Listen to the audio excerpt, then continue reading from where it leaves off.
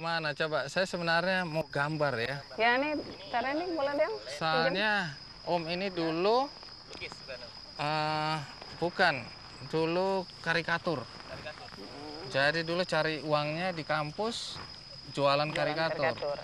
Tapi kemana-mana sekarang cuma mau gambar foto diri. Nah, mau ya nanti lihat ya. Gambar, tapi jangan ketawa tapi ya. Siapa ketawa awas ya. Lihat dong sini. Nih mau lihat sini. Nah, sini lihat. Cara Nah, atau sini. nah di tengah-tengah tuh. Karikatur itu gambar yang mirip-mirip orang tapi maaf. Ini aku mau jadi anak-anak juga. Senang rasanya melihat anak-anak bisa tertawa melihat gambar yang saya buat. Tarik garis. Seperti kata Bunda Suti, menggambar bisa dijadikan sebagai sarana anak-anak untuk mencurahkan perasaan mereka agar mereka bisa ceria. Jadi deh. Mirip nggak ya? Mirip nggak? Gantengan yang mana? Gantengan ini pasti. Yuk kakak-kakak, adik-adik semua ya. Kita lihat-lihat. Oh, di sini ada lagi nih. Ada juga. Ini lagi ngapain ini? Kalau ini lagi ngapain? Assalamualaikum.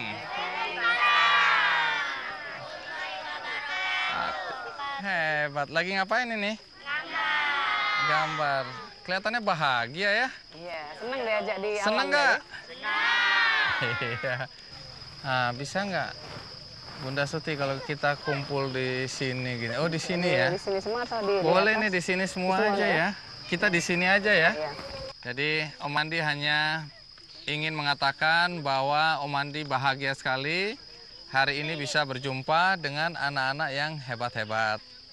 Jadi Om Andi juga anak yatim, bahkan anak yatim piatu. Dari kecil sudah ditinggal orang tua juga. Dulu sekolahnya susah, nggak ada biaya. Jadi dulu Om Andi pinter gambar dulu, gambar karikatur. Terus Om Andi jualan di sekolah. Nah, cuma Om Andi mau tanya ke Bunda Suti, apa sebenarnya harapan Bunda Suti terhadap anak-anak ini sih ke depannya?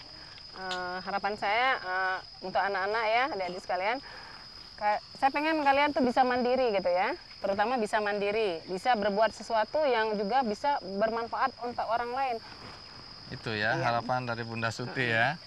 Tapi kalau dilihat begini, apakah semua anak-anak bisa bersekolah dengan baik pendidikannya? Karena saya dengar kan Bunda Suti lagi ngumpulin duit dengan apa, jualan bros, jualan apa, pin gitu ya? Ya, ini dijual sukarelanya, tapi kebanyakan saya memaksa teman-teman. Oh, memaksa. Memaksa untuk ini satu pin ini terjual kemarin adalah 50.000. Artinya sebenarnya ini hanya simbol aja ya atas kepedulian sesama. Jadi dengan membeli 50.000, donasinya harapannya buat buat adik-adik. Emang kalau uang terkumpul buat apa?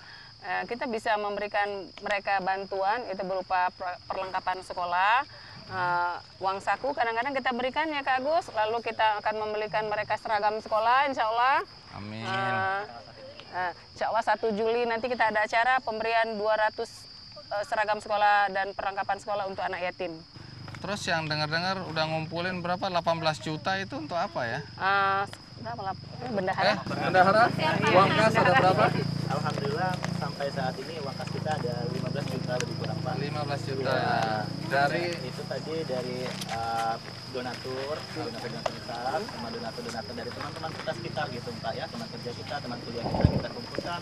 Ya alhamdulillah di samping itu juga kita menjual hasil karya kita juga anak-anak yatim seperti pin, jaket nanti. Oh, ada jaket nanti belum selesai. Dan ya pernak-pernik lainnya yang kami jual dan alhamdulillah donasinya kita masukkan ke kas KPAY gitu. Oke, yang sekarang 15 juta. Iya, 15 juta itu sekarang. Soalnya saya dengar targetnya besar sekali ya, 90 juta gitu ya. Untuk acara ini. 1 Juli Acara nanti. 1 Juli nanti. 1 Juli beasiswa untuk anak-anak yang berprestasi. Jadi, Ditargetkan 200 anak bisa dapat beasiswa. insya Allah doakan. Jadi berarti masih jauh ya, masih lama mungkin usaha yang harus ditempuh. Karena sekarang baru terkumpul 15 jutaan. Tapi kita harapkan semua doakan semoga cita-cita Bunda Suti yang mulia didukung oleh kakak-kakak ini untuk adik-adik semua ini tercapai ya, terkabul ya. Nah, untuk itu Om Andi ke sini membawa teman namanya Om Hatta. Om Hatta, kenalin ini Bunda Suti yang saya cerita waktu itu. Dan ini juga kakak-kakak relawan yang membantu. Pandangan Anda mengenai Bunda Suti sendiri, kan sempat saya ceritakan bagaimana Bunda Suti dengan segala keterbatasan, kemudian mau mengorbankan waktu, pikiran, bahkan sebagian besar uang yang didapat untuk anak-anak dan untuk kepentingan sosial. Itu apa komentar Om Hatta ini? Terus terang saya harus malu Kenapa? karena Bunda Suti dengan keterbatasannya itu bisa membuat seperti ini. Mungkin kita belum bisa berbuat banyak untuk bisa seperti ini.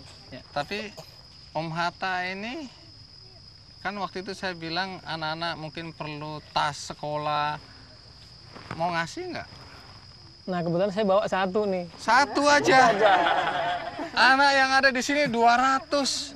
Masa cuma bawa satu? Terus Anak baginya ini. Oh gini, digunting dikit-dikit, dibagi ya. Siapa hafalan satu ayat ini ya misalnya? atau dikasih satu yang paling top gitu atau yang bisa hafal. Hafalan. Yang bisa silakan maju. Ya, coba simbol.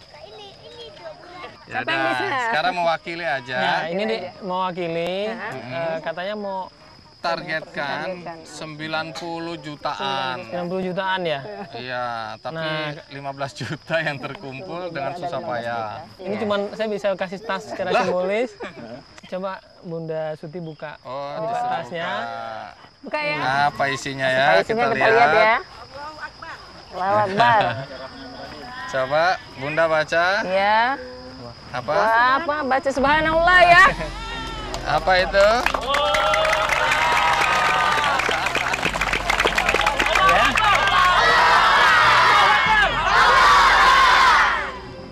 Jadi apa Bunda? Terima kasih Pak, saya sudah bisa membantu untuk adik-adik kita. Ya, jadi Om Hatta, kenapa Om Hatta dan perusahaan Bukit Asam tergerak untuk membantu adik-adik kita? Apa harapan dari Om Hatta? Tidak semua bisa dapat kesempatan. Ini hanya bagian kecil yang kita bisa berpartisipasi dan mudah-mudahan anak-anak semuanya itu bisa mendapat kesempatan yang sama dengan anak-anak yang lain. Jadi ini tas sebenarnya bagus sekali.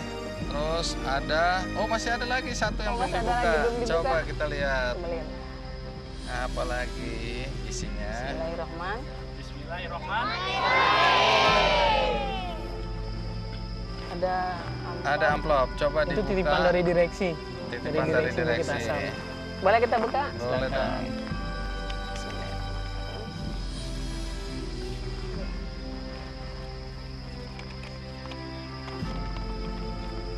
Iya. Donasi beasiswa untuk Bunda Suti dari Bunda. Jadi bukan cuma adik-adik,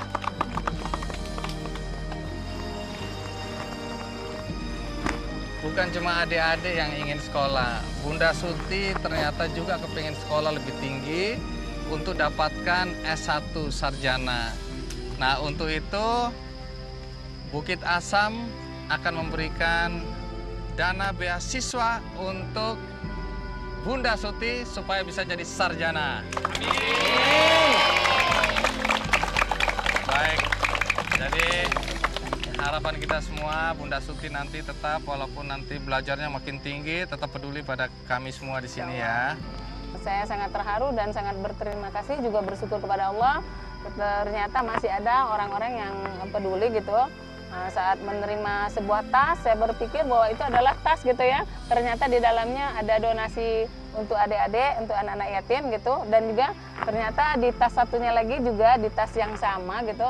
Di depannya ternyata ada sebuah amplop yang donasinya ternyata untuk biaya pendidikan saya kuliah gitu. Dan saya sangat terharu gitu. Tidak pernah membayangkan kenapa ya cita-cita saya bisa kesampaian untuk kuliah lagi gitu. Usaha KPAY membuktikan tidak harus menjadi kaya untuk bisa berbagi dengan orang lain. Dan donasi dari Bukit Asam ini diharapkan bisa menjadi pemicu semangat bagi anak-anak yatim di Palembang.